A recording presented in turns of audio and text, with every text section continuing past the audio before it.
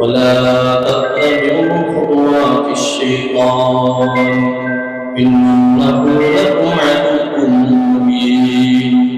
وقال تعالى إن الله وملائكته يصلون على النبي يا أيها الذين آمنوا صلوا عليه وسلموا تسليما.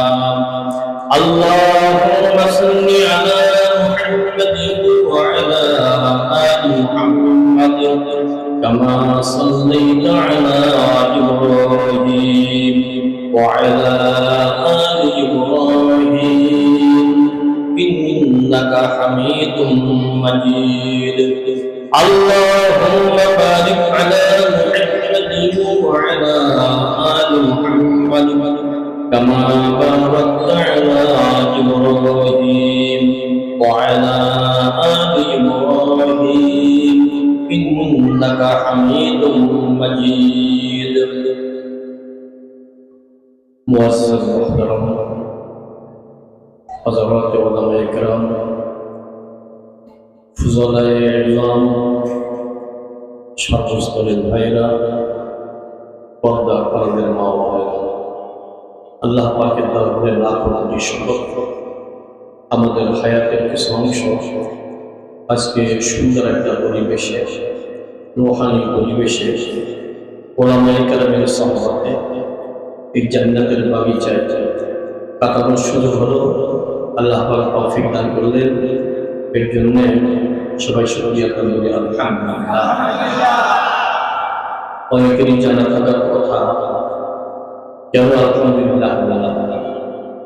বিষয়টা হলো এই, আল্লাহ তাআলার একটা নির্দেশ রয়েছে, সাথে সাথে একটা অঙ্গীকার রয়েছে। নির্দেশ হলো তোমরা আমার নেয়ামতের শুকর আদায় করো, আর অঙ্গীকার হলো যদি শুকর আদায় করতে পারো তাহলে অবশ্যই অবশ্যই তোমাদের জন্য নেয়ামত বাড়িয়ে দাও। কেউ ওয়াদা কি করেছে? কেউ করেছেন? আল্লাহ তাআলা কি কখনো ওয়াদা করেছেন? আগে মনে বলবেন, তাহলে বুঝা গেল সত্যিকারে আমরা যদি শুকর আদায় করতে পারি, আল্লাহ তাআলা আমাদেরকে অনেক অনেক নেয়ামত প্রদান করবেন। সে বিষয়ে কোনো সন্দেহ নাই। আপনারা এখানে আসতে বসতে পেরে খুশি নেশে যাবে, সবাই খুশি, দেখতে চাই কে কে খুশি। তাহলে আবার শুকরিয়া আদায় করে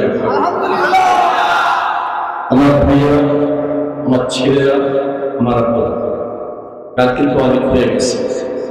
সাধারণত বিশ্রামে দেওয়ার কথা, এরপর একটা আয়োজন করা হয়েছে। আপনারা আগ্রহ সহকারে এসেছে, মায়ের অনেক হয়ে গেছে, এখন দোয়া সময়। এরপর মধ্যে যে একটা আদর আছে, ঘোষণা হয়ে গেছে, দুই চারটা কথা বলা যাবে, লম্বাও করা যাবে, কারণ আল্লাহ তাকে হাবিবটা পছন্দ করবে। কাউকে বিরক্ত করে চেপে ধরে ওয়াজ শোনার অভ্যাসটা ছিল। দুই চারটা কথা বলবো, বলে আপনার ওয়াজ শুনেছেন, আমি দু একটা ওয়াজ দেখাতে চাই, দেখাবো না? দেখলে বিশ্বাসটা মজবুত। কি বলবি? আমি যে আয়াত তেলাওয়াত করেছি, আল্লাহ কি করেছেন? উদখুলু ফিস সিলমি কাফা, তোমরা ইসলামের মধ্যে পুরোপুরি দাখিল হয়ে যাবে। এই নির্দেশটা কার? এরপর আবার বলছেন ওয়ালা তাতাবউ খুতুওয়াতিশ শাইতান, তোমার শয়তানের পদক্ষেপ অনুসরণ করবে না, সে তোমাদের প্রকাশ্য শত্রু। এটা আল্লাহ তাআলার আয়াত। আমি দেখাতে চাই ইসলামের অবস্থাটা কি, আমাদের ভূমিকা। দেখুন তো আমার কথা মেনে কিনা। কেউ কেউ আছে ইসলামের উপর জিন্দেগি যাপন করার জন্য পাগল করা, ইসলামের অনুশাসন মানার জন্য আগ্রহী আছে না?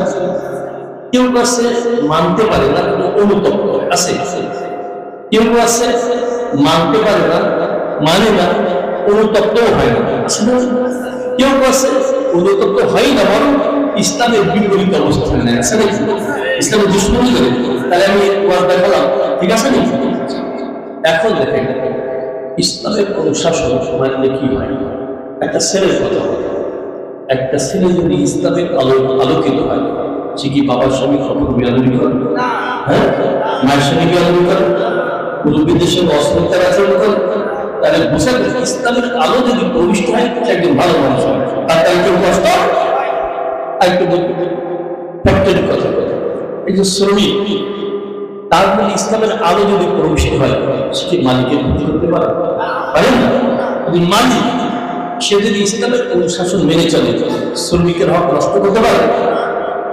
তাহলে বোঝা গেল সমাজের নৈরাজ্য একমাত্র ইসলামের অভাবে। কি বলেন? ইসলাম ঢুকলে কিন্তু মানুষ আলো করবে। আচ্ছা বলতে ছাত্র উস্তাদের কথা বলবো।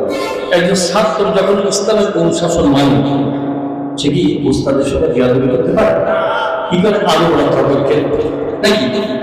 আর উস্তাদের মধ্যে যদি ইসলামের অনুশাসন মানার অভ্যাস হয়, সে ছাত্র হক করবে। আদায় করতে যে কথা ঠিক না। স্বামী স্ত্রীর কথা বলতে, একজন স্ত্রী যদি ইসলামের অনুশাসন মেনে চলে, আপনারা অখালালি বলে, সে কি স্বামীর সঙ্গে কখনো বিয়াদবি করতে পারে? আলোচনা বলা পারে? স্বামী যদি ইসলামের অনুশাসন মেনে চলে, সে কি নারী নির্যাতন করতে পারে? যৌতুকের লোভে কি স্ত্রীর উপর নির্যাতন করতে পারে? আর এগিয়ে বলি, এলাকার একজন কাউন্সিলর কথা বলছে, ইসলামের অনুশাসন মেনে চলে, সে কি এলাকার কার ক্ষতি করে? জুলুম, অত্যাচার, খুন খারাপ করে? আচ্ছা, এলাকার কোন এমপি যদি ইসলামের আলোয় আলোকিত হয়, আর তার কি মানুষ কষ্ট পাবে? হ্যাঁ, তাহলে বোঝা গেল ইসলামের আলোয় আলোকিত যারা যেখানে যাবে ওই এলাকায় আলোকিত, তাই না? এখন যাদের আফসোস, আমরা পুরোপুরি মানতে পারি নাই। আজকে কি সিদ্ধান্ত নিতে পারি না কারণ ইসলামের অনুশাসন পুরোপুরি মেনে চলে? সিদ্ধান্ত নেওয়া যায়? ইসলামের অনুশাসন পুরোপুরি মেনে চলে, সিদ্ধান্ত নিতে সবাই রাজি আছে।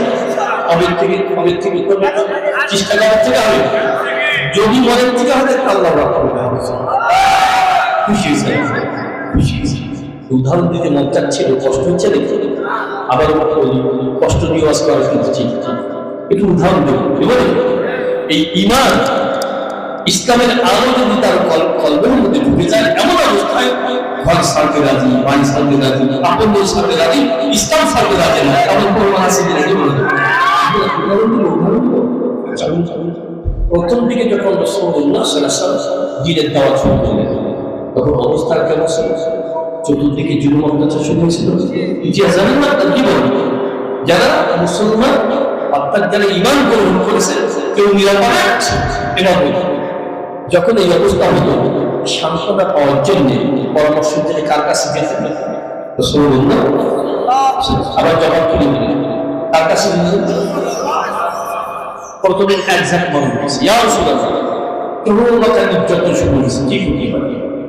তিনি বললেন, তোমরা আবু সিরিয়া চলে যাবে, হিজরত করো। কোথায়?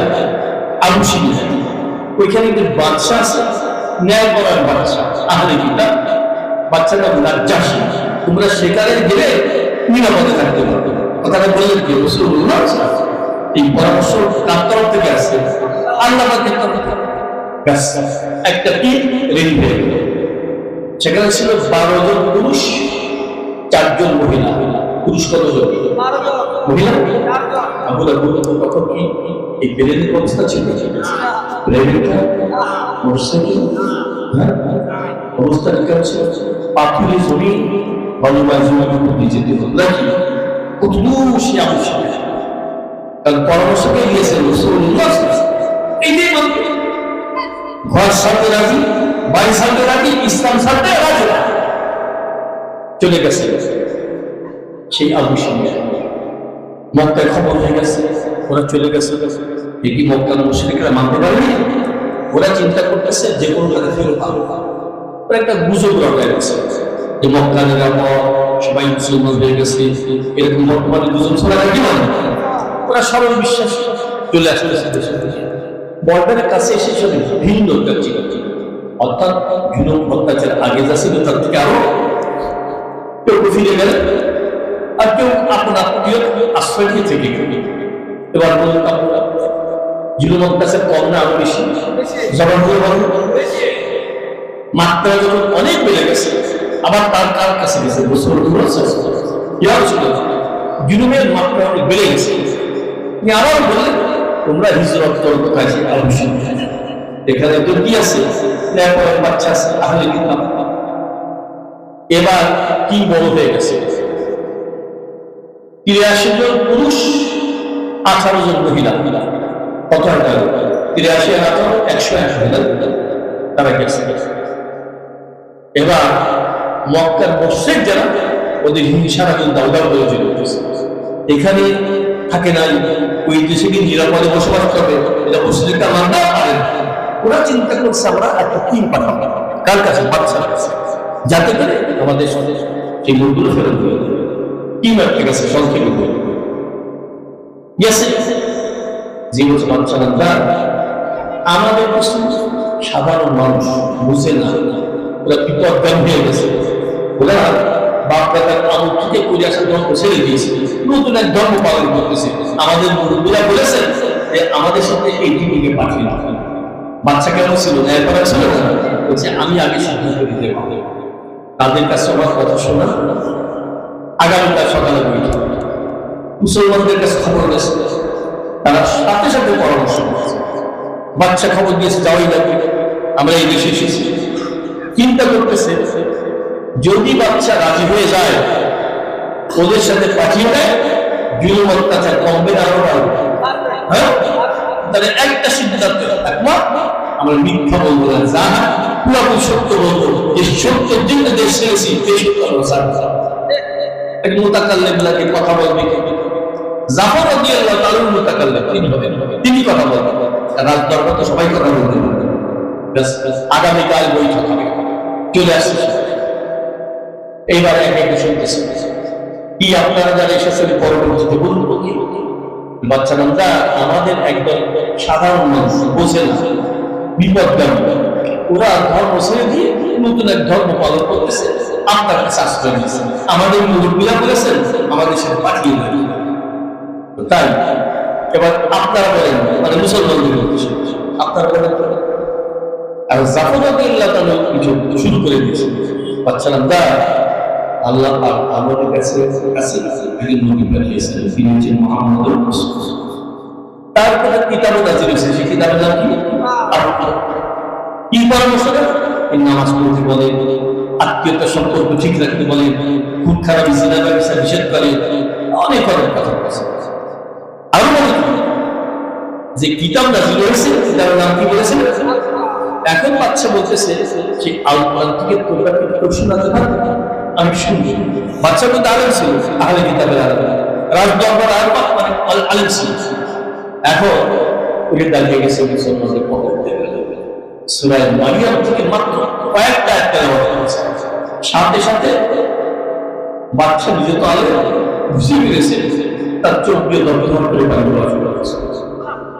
আশেপাশে আলেম ওলামা তাদের চোখ দিয়ে পানি পড়ছে। বাচ্চা বলতেছে আল্লাহ পাকের দ্বারা, মানুষের দ্বারা হতে পারে। কাজে কাজে আমার মেহমান আপনাদের সাথে দিতে পারে। ফিরে যাচ্ছি ব্যর্থ পথে, যে আমার সরকার ধারে উঠছে। ওরা পরামর্শ করছে বাচ্চার কাছে এমন কথা বলবো, বাচ্চা দিকে অনুষ্ঠান হয়ে যাবে, সে পর্যন্ত কি করবে? আমাদের সাথে দিতে পারবে, অথবা তাদের শাস্তি। এবার পরের দিন যে বলতেছে বাচ্চা নামদা এরা এমন কথা বলে আপনার সঙ্গে উল্লেখ করা মতো। কি কথা বলে? ঈসা আলাইহিস সালাম নাকি আল্লাহর ছেলে না, এরা বলে আল্লাহর পুত্র না। তাই আচ্ছা মুসলমানেরা বলো, তোমরা কি ঈসা আলাইহিস সালাম সম্পর্কে কি বলতে চাও? বলে আমরা যেটা পেয়েছি ঈসা আলাইহিস সালাম আল্লাহ পাকের বান্দা না আল্লাহ পাকের রাসূল। বাচ্চা বলছে এইটাই ঠিক, তোমরা যেটা বলছো এইটাই ঠিক। কাজে তোমরা যাও গেলে আমার মেহমান তোমাদের সাথে যাওয়া হবে না, আর পুরা রাজ্যের কৌশলা দেওয়া হলো মেহমানের সঙ্গে যারাই আমি করবে তাদের দেখাই দেওয়া। ওরা কথা বলে আসছে, তার পরামর্শ নিয়েছে রাসূলুল্লাহ। আর ইমান এমন ঢুকা ঢুকছে, বাড়ি ছাড়তে রাজি, ঘর ছাড়তে রাজি, সব ছাড়তে রাজি, ইসলাম ছাড়তে রাজি না। এমন ইমান নিয়ে আমরা কবরে যেতে রাজি আছি, এমন ইমান নিয়ে কবরে যেতে রাজি না। যারা না কিন্তু আরেকটা ইসলাম জানবো, মানবো, আগে যে অপরাধ করে তওবা করবো, ফেরা সে আমরা তখন দিতে ভালো করবো। সবাই রাজি আছি, মেয়েরা বোনরা যারা আছে পাঠে আমরাও তওবা করবো, আল্লাহ জন্য এখানে যদি ঘোষণা দেন আমাদের গুনাহ আল্লাহ মাফ করে দেন। এখন দোয়া, এখন দুরূদ। আল্লাহু আকবার। محمد وعلى آل محمد كما